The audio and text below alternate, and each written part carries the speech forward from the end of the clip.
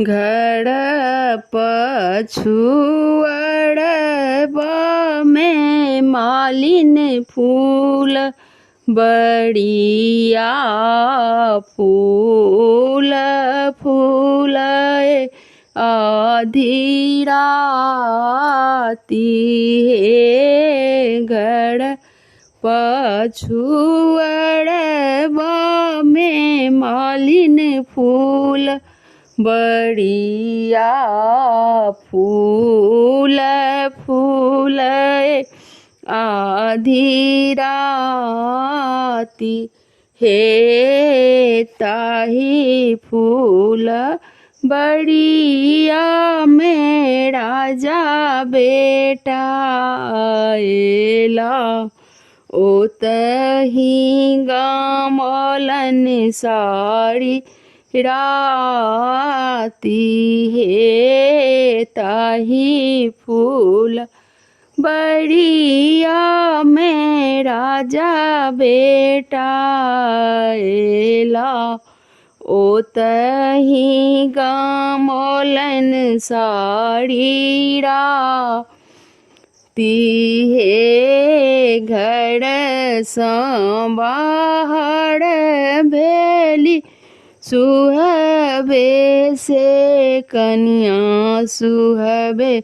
कहाँ माँ कमलों प्रभु राती हे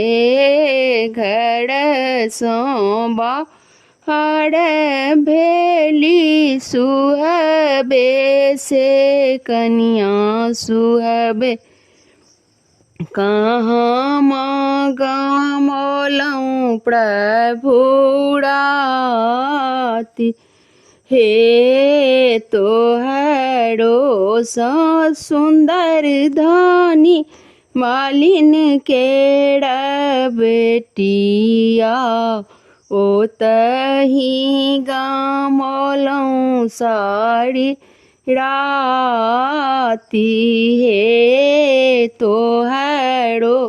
सुंदर धानी मालिन केड़ा बेटिया ओतही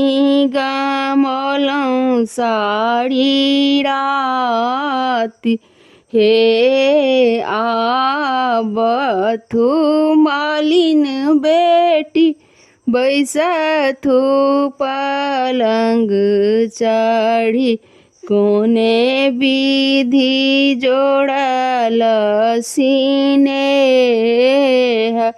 हे आबथु मालिन बेटी बैसथु पलंग चढ़ी कोने विधि जोड़ल सीने हे राजा बेटा हंसी देला हम मुँह सुकाई देल नैना सजोड़ल